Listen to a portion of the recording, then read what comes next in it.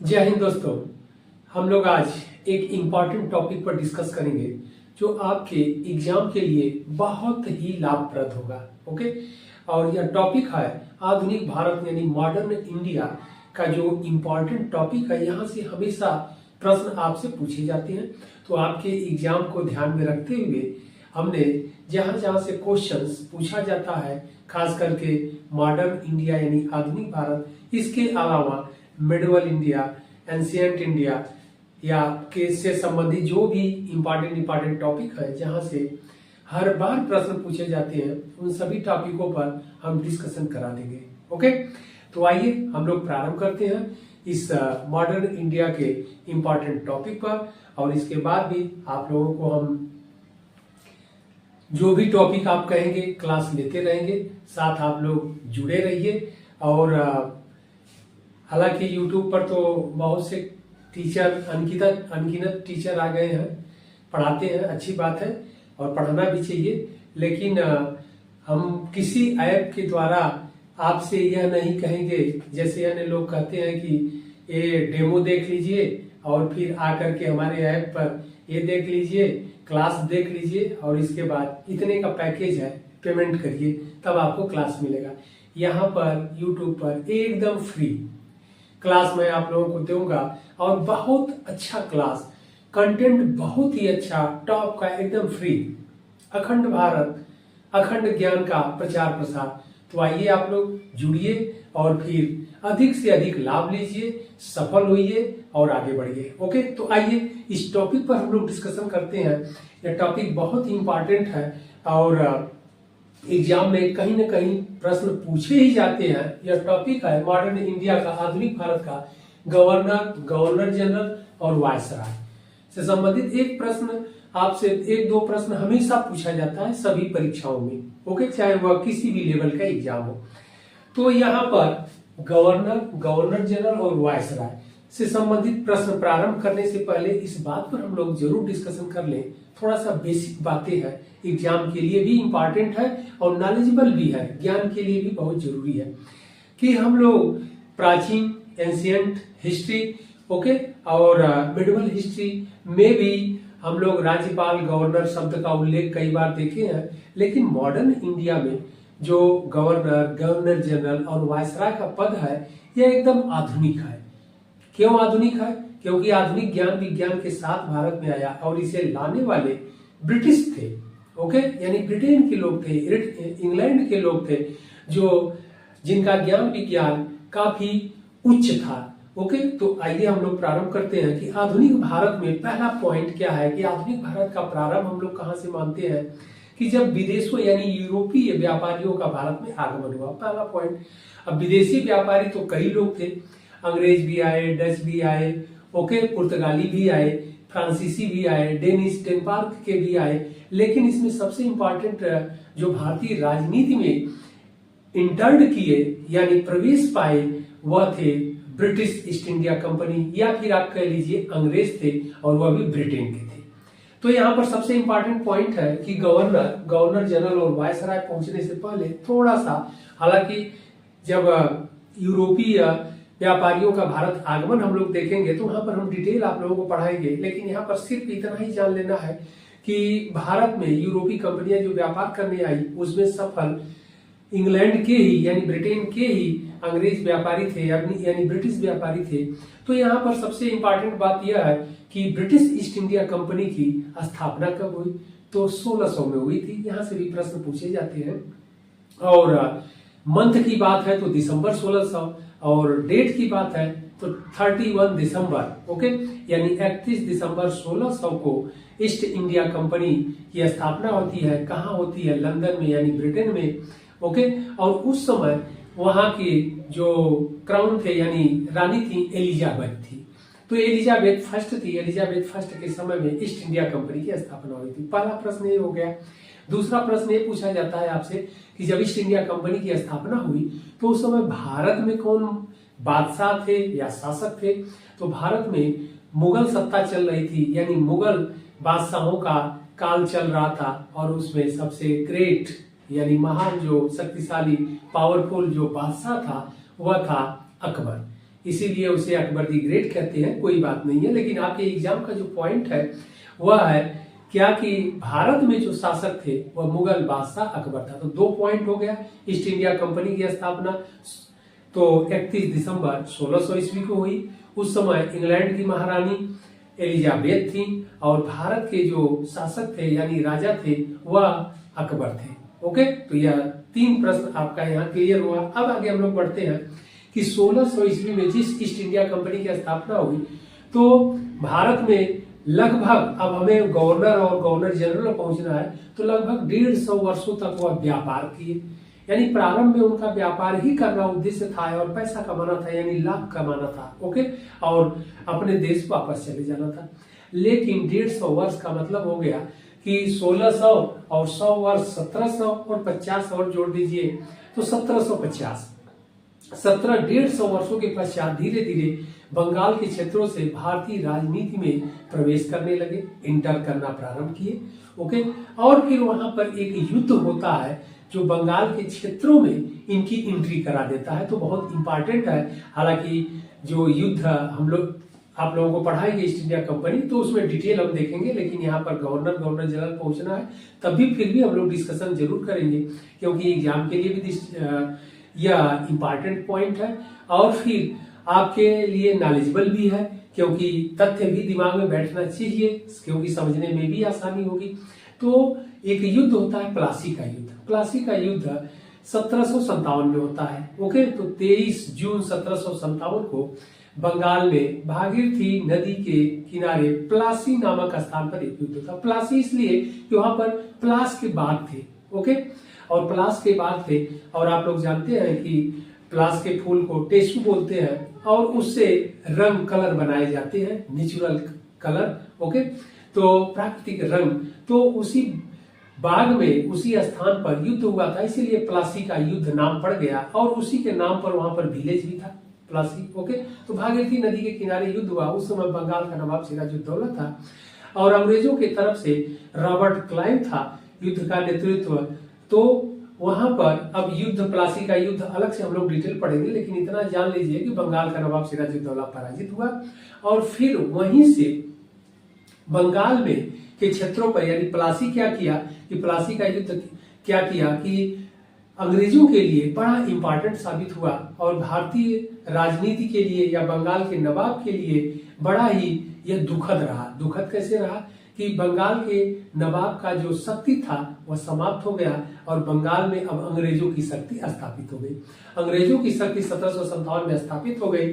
तो फिर अब क्या हो गया कि बंगाल में अब अंग्रेजों की सत्ता आ गई राजनीति में, और इधर जो मुगल बादशाह थे अब वीक हो रहे थे, कमजोर, क्योंकि औरंगजेब के पश्चात, यानी औरंगजेब जो 1707 ईस्वी तक था, औरंगजेब के पश्चात सब उसके जो सक्सेसर थे, उत्तराधिकारी थे, सब कमजोर हुए।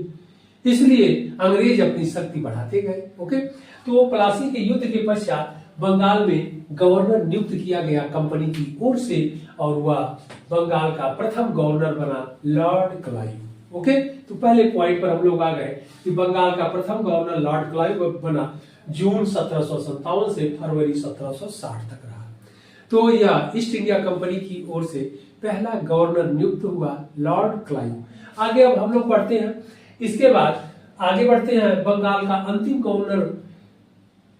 गवर्नर। ओके, तो बंगाल का प्रथम गवर्नर लॉर्ड क्लाइव हुआ। ओके, और फिर बंगाल का अंतिम गवर्नर वारेन हेस्टिंग हुआ। और बीच में भी गवर्नर हैं लोग, लेकिन गवर्नरों के कालक्रम में हम स्पेशली डिटेल पढ़ा देंगे। ओके, तो बंगाल का प्रथम गवर्नर लॉर्ड क्लाइव हुआ और बंगाल का अंतिम गवर्नर वारेन हेस्टिंग हुआ। लेकिन इसके बीच में लॉर्ड क्लाइव और वारेन हेस्टिंग के बीच में कुछ पॉइंट है, इंपॉर्टेंट है। कैसा पॉइंट है उस पर भी हम लोग देख लेते हैं। इस बीच में प्लासी के युद्ध के पश्चात, प्लासी का युद्ध 1757 में हुआ, इसके बाद आगे चल करके एक और इम्पॉर्टेंट युद्ध हुआ, वह था बक्सर का युद्ध, बैटल ऑफ बक्सर। बक्सर का युद्ध हुआ। बक्सर के युद्ध में, बक्सर का जो युद्ध हुआ वह अंग्रेजों के लिए और अच्छा साबित हुआ और भारतीय शासक के लिए वह सबसे बुरा साबित हुआ, वह सबसे दुखी युद्ध रहा। क्यों रहा कि 1764 ईस्वी में बक्सर के युद्ध में मुगल बादशाह शाह आलम उस समय थे, एग्जाम में आपसे पूछा जाता है, मुगल बादशाह शाह आलम थे और शाह आलम के और इसके बाद बंगाल का पूर्व नवाब था ओके मीर कासिम, और फिर इसके बाद अवध का नवाब था, और यह तीनों लोग संयुक्त रूप से बक्सर के युद्ध में ब्रिटिश सेना का मुकाबला किए लेकिन पराजित हो गए, और इस बक्सर के युद्ध से भारतीय क्षेत्र में ब्रिटिश कंपनी का अधिकार हो गया। अब आप कहेंगे कि भारतीय क्षेत्र में ब्रिटिश कंपनी का अधिकार हो गया, मतलब जो बादशाह का क्षेत्र था, मुगल बादशाह का क्षेत्र था, उन क्षेत्रों पर अब अधिकार किनका हो गया? अंग्रेजों का हो गया, यानी ब्रिटिश कंपनी का हो गया। तो अब इनकी शक्ति बढ़ गई, तो 1764 के बाद अब निर्बाध रूप से अंग्रेजों का व्यापार भी बढ़ता गया और भारतीय राजनीति में भी इंटरफेयर करते गए। ओके, तो यह इंपॉर्टेंट पॉइंट है। फिर आगे चल करके जब बक्सर के युद्ध के पश्चात जब इनकी शक्ति बढ़ गई, भारतीय राजनीति में इंटरफेयर करने लगे, तो 1765 में एक संधि होती है और मुगल बादशाह शाह आलम पराजित हो गए हैं। तो इलाहाबाद का किला है, आप लोग जानते ही होंगे, जो मुगल बादशाह अकबर के समय में बनवाया गया था या बना था। ओके, उसी किले में मुगल बादशाह को बैठा करके अंग्रेजों ने क्या किया? एक ट्रीटी किया, एक संधि किया, जिसे इलाहाबाद के संधि के नाम से जाना जाता है। और वह संधि हुई 12 अगस्त 1765 को, और एक और उसी जगह संधि होती है अवध के नवाब के साथ 16 अगस्त 1765 को। तो दोनों संधियां डिटेल में अलग से पढ़ाई गई युद्ध के समय, लेकिन यहाँ पर इस संधि से क्या हुआ कि मुगल बादशाह शाह आलम से संधि हो गई, तो भारतीय क्षेत्र की शक्ति अंग्रेजों के हाथ में चली गई। अब मुगल बादशाह यहीं से अंग्रेजों के पेंशनर हो गए, यानी जब आपको पेंशन मिल जाती है तो नौकरी से जब हटाए जाते हैं तभी पेंशन मिलती है। इस प्रकार बादशाह के पद से हटा दिए गए, लेकिन नाम मात्र के बादशाह के रूप में अंग्रेज उन्हें एक तरह से कह लीजिए कठपुतली के रूप में उन्हें गद्दी पर बैठाए रखे कि भारतीय लोग विद्रोह न करें और यह शासन सत्ता अपना करना प्रारंभ किए। तो आगे चल करके सबसे बड़ी बात है कि आगे चल करके एक एक्ट आया, मतलब आगे चल करके लगभग 5-8 वर्षों बाद, यानी 1773 ईस्वी में एक एक्ट आता है और जिसे रेगुलेटिंग एक्ट कहते हैं। यह रेगुलेटिंग एक्ट अंग्रेजों के द्वारा भारत में लाया गया पहला आधुनिक कानून था। अब इस कानून के द्वारा अब क्या हुआ कि अंग्रेजों की जब शक्ति बढ़ गई, तो फिर जो बंगाल के गवर्नर लॉर्ड क्लाइव थे, यानी जो गवर्नर थे, उनकी शक्तियां भी बढ़ गई, उनका क्षेत्र भी बढ़ गया, कार्य का दायरा भी बढ़ गया, तो उनको पावर को भी बढ़ाना पड़ा। इसलिए इस रेगुलेटिंग एक्ट जो 1773 में आया, इस एक्ट के द्वारा जो बंगाल का गवर्नर था, इस गवर्नर के पद को बढ़ा करके गवर्नर जनरल कर दिया गया।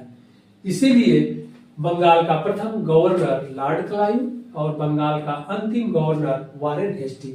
तो बंगाल का अंतिम गवर्नर वारेन हेस्टिंग 1772 में बना और 1773 में रेगुलेटिंग एक्ट आया, और इस रेगुलेटिंग एक्ट के अधिनियम के अनुसार वारेन हेस्टिंग को ही बंगाल का फर्स्ट गवर्नर जनरल यानी प्रथम गवर्नर जनरल बना दिया गया। तो यह इंपॉर्टेंट पॉइंट हो गया।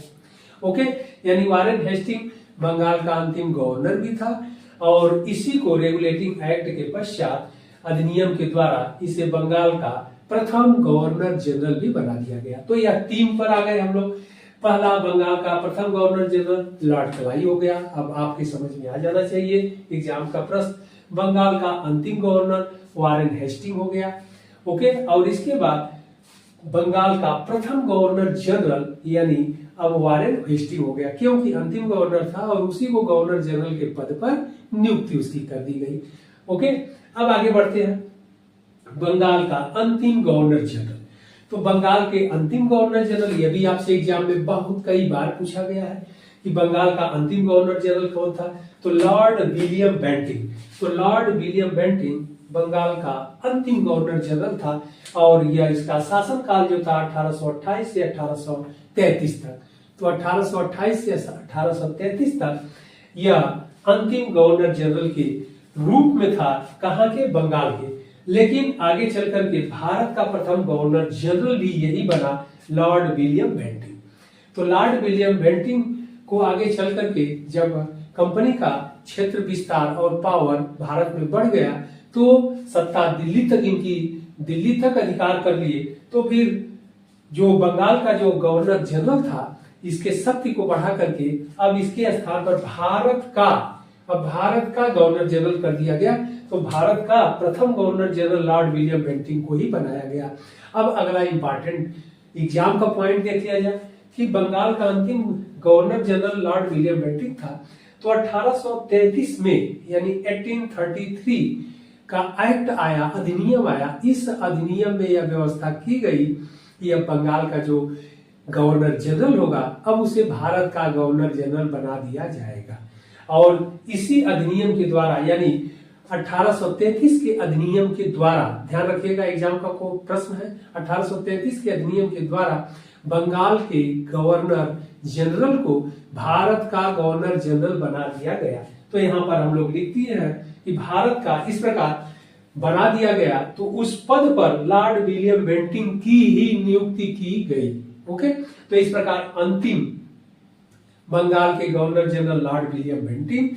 और फिर जब भारत के गवर्नर जनरल का पद क्रिएट किया गया 1833 के अधिनियम के द्वारा, तो उस पद पर भी लॉर्ड विलियम बेंटिंक की ही नियुक्ति हुई। इस प्रकार भारत के प्रथम गवर्नर जनरल भी यह बने। ओके, और यहाँ पर एक्ट हमने लिख भी दिया है कि 1833 के एक्ट यानी अधिनियम के द्वारा तो भारत के प्रथम governor general Lord William Bentinck. और फिर आगे हम लोग बढ़ते हैं भारत के अंतिम गवर्नर जनरल पर। तो अगला पॉइंट है भारत का अंतिम गवर्नर जनरल। ओके, तो भारत का प्रथम गवर्नर जनरल हम लोगों ने देखा लॉर्ड विलियम बेंटिक। और इस प्रकार भारत का अंतिम गवर्नर जनरल हम लोग देखते हैं लॉर्ड कैनिंग साहब। लॉर्ड कैनिंग भारत के अंतिम गवर्नर जनरल थे। अब क्यों अंतिम गवर्नर जनरल थे, इस बात पर भी थोड़ा डिस्कशन कर लिया जाए, क्योंकि एग्जाम के लिए क्वेश्चंस इंपॉर्टेंट है। और यह इनका टाइम पीरियड था मार्च 1856 से नवंबर 1858 तक।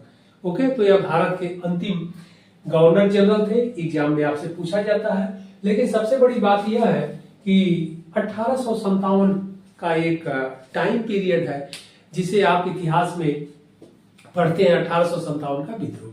तो 1857 का विद्रोह हो गया। और यह भी प्रश्न आपसे पूछा जाता है कि 1857 के विद्रोह के समय भारत का गवर्नर जनरल कौन था, तो वो लॉर्ड कैनिंग के समय में हुआ था। तो लॉर्ड कैनिंग के समय में 1857 का विद्रोह हुआ था। हाँ, विद्रोह हुआ और इस विद्रोह की गूंज ब्रिटेन तक पहुंची। इसलिए 1857 का विद्रोह जब इंड होता है, समाप्त होता है, ओके, इन्हीं के कार्यकाल में प्रारंभ हुआ, इन्हीं के कार्यकाल में समाप्त भी होता है लॉर्ड कैनिंग साहब के। तो फिर उस समय ब्रिटेन की जो क्राउन थी वह महारानी विक्टोरिया थी। ओके, राजा रानी होते रहते हैं। ओके, वहां पर ब्रिटेन में तो राजतंत्रात्मक परंपराएं आज भी चली आ रही हैं। तो उस समय 1857 के विद्रोह के समय जो ब्रिटेन की महारानी थी वह महारानी विक्टोरिया थी। यह भी आपसे एग्जाम में पूछा जाता है, यार इस बात को ध्यान रखिएगा। तो फिर जब विद्रोह इंड हुआ तो फिर 1858 में एक अधिनियम आया। 1858 के अधिनियम के द्वारा जब ब्रिटेन में इस बात की जानकारी हुई कि भारत में कंपनी द्वारा, ईस्ट इंडिया कंपनी के द्वारा भारतीयों का शोषण किया जा रहा है, जिससे वह परेशान होकर के विद्रोह कर दिए। तो इस विद्रोह की जांच महारानी के आदेश के द्वारा कराया गया और फिर उनके आदेशानुसार एक अधिनियम आया 1858 में, नवंबर 1858 में। और इस अधिनियम के द्वारा जो ईस्ट इंडिया कंपनी थी, ईस्ट इंडिया कंपनी के शासन को समाप्त कर दिया गया। तो इस अधिनियम के द्वारा यानी 1858 के एक्ट यानी अधिनियम के द्वारा भारत में ईस्ट इंडिया कंपनी का शासन पूरी तरह से समाप्त हो गया। एग्जाम के लिए इंपॉर्टेंट। अब भारत में शासन किसका प्रारंभ हो गया? क्राउन का। क्राउन मतलब राजा रानी कोई भी गद्दी पर रहेंगे ब्रिटेन के, उनके अधीन शासन हो गया। और फिर उस जब नया अधिनियम आया तो अब उसमें गवर्नर जनरल का जो पद था वह समाप्त कर दिया गया। उसके स्थान पर एक नया पद क्रिएट किया गया जिसे वायसराय कहा गया, हिंदी में उपराजा होता है। तो वायसराय का पद क्रिएट किया गया और इस पद पर नियुक्ति हुई तो लॉर्ड कैनिंग की। इसीलिए लॉर्ड कैनिंग अंतिम गवर्नर जनरल भी है और फिर भारत के प्रथम वायसराय भी है। यानी 1858 के अधिनियम के द्वारा क्या हुआ कि लॉर्ड कैनिंग को ही इस पद पर नियुक्त कर दिया गया। तो इस प्रकार भारत के अंतिम गवर्नर जनरल लॉर्ड कैनिंग और भारत के का प्रथम वायसराय भी लॉर्ड कैनिंग ही बने। ओके, तो इतने इंपॉर्टेंट पॉइंट है। आगे बढ़ते हैं। आगे हम लोग बढ़ते हैं। अगला जो है भारत का अंतिम वायसराय। तो भारत के अंतिम वायसराय पर एक लंबा टाइम पीरियड के बाद जो राष्ट्रीय आंदोलन हुआ और राष्ट्रीय आंदोलन के परिणाम स्वरूप अंग्रेज भारत छोड़ने पर मजबूर हो गए, तो उन्होंने 1947 ईस्वी में यानी अगस्त 1947 ईस्वी में भारत को आजाद कर दिया। ओके, तो भारत को आजाद किया। तो आजादी के समय भारत के जो वायसराय थे लॉर्ड माउंटबेटन, तो यही भारत के अंतिम वायसराय हुए। Okay, Lord Mountbatten. अब यहाँ पर ध्यान रखना है कि 15 अगस्त 1947 को भारत आजाद हुआ, लेकिन एक दिन पहले 14 अगस्त 1947 को पाकिस्तान देश आजाद हो गया। ओके, यानी पाकिस्तान देश बना और फिर 15 अगस्त को भारत आजाद हुआ। तो इस आजादी के बाद यानी लॉर्ड माउंटबेटन साहब मार्च 1947 से अगस्त 1947 तक ओके भारत के अंतिम वायसराय के पद पर रहे। ओके, अब यहाँ पर अगले पॉइंट पर हम लोग आते हैं। स्वतंत्र भारत का प्रथम governor general Lord Mountbatten. Okay, तो स्वतंत्र भारत यानी भारत आजाद हो गया 15 अगस्त 1947 को। जब भारत आजाद हो गया तो अभी हम लोगों का संविधान बना नहीं था, यानी भारत का संविधान अभी बना नहीं था। भारत का संविधान आप जानते ही है कि नवंबर 1949 में बन करके तैयार हुआ। ओके, तो फिर अभी भारतीयों को शासन करने का अनुभव नहीं था, इसीलिए भारतीय राजनेताओं के अनुरोध पर लॉर्ड माउंटबेटन साहब भारत के यानी स्वतंत्र भारत के प्रथम गवर्नर जनरल के पद पर आसीन हुए और उन्होंने अगस्त 1947 से 21 जून 1948 तक गवर्नर जनरल के पद पर रहे, कार्य किए। ओके, अब स्वतंत्र भारत के यहाँ एक शब्द है प्रथम गवर्नर जनरल, ध्यान रखिएगा। तो लॉर्ड माउंटबेटन साहब अंतिम वायसराय भी थे और स्वतंत्र भारत के प्रथम गवर्नर जनरल भी थे, या फिर आप ऐसे भी कह सकते हैं कि स्वतंत्र भारत के प्रथम गवर्नर जनरल कौन थे, तो लॉर्ड माउंटबेटन थे। अब जब यह जून 1948 में चले गए तो फिर स्वतंत्र भारत का अंतिम गवर्नर जनरल, तो स्वतंत्र भारत का अंतिम गवर्नर जनरल कह लीजिए सी राजगोपालाचारी। तो लॉर्ड माउंटबेटन के स्थान पर सी राजगोपालाचारी की नियुक्ति हुई। इस प्रकार स्वतंत्र भारत के अंतिम गवर्नर जनरल सी राजगोपालाचारी हुई। कब से कब, तो 21 जून 1948 से 26 जनवरी 1950। 26 जनवरी 1950 को जब हमारा संविधान हम लोगों का लागू हो गया तो फिर राष्ट्रपति का पद क्रिएट किया गया था और राष्ट्रपति के पद पर डॉक्टर राजेंद्र प्रसाद की नियुक्ति हुई और इस गवर्नर जनरल का पद समाप्त हो गया। लेकिन यहाँ प्रश्न एग्जाम के दृष्टिकोण से बहुत इंपॉर्टेंट आपसे पूछा जाता है कि स्वतंत्र भारत का अंतिम गवर्नर जनरल सी राजगोपालाचारी। अगला प्रश्न बनता है जो आपसे गलत कराया जाता है कि स्वतंत्र भारत का प्रथम भारतीय गवर्नर जनरल कौन था।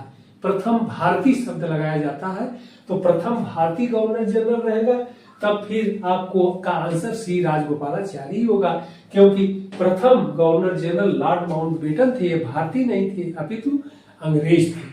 इसीलिए दो तरह से क्वेश्चन पूछा जाता है कि स्वतंत्र भारत का प्रथम गवर्नर जनरल सिंपल क्वेश्चन रहेगा तो लॉर्ड माउंटबेटन साहब होंगे। ओके, और प्रश्न रहेगा कि स्वतंत्र भारत के प्रथम भारतीय गवर्नर जनरल, तब सी राजगोपालाचारी रहेंगे। अगला प्रश्न स्वतंत्र भारत के अंतिम गवर्नर जनरल, तब भी आंसर सी राजगोपालाचारी ही होंगे।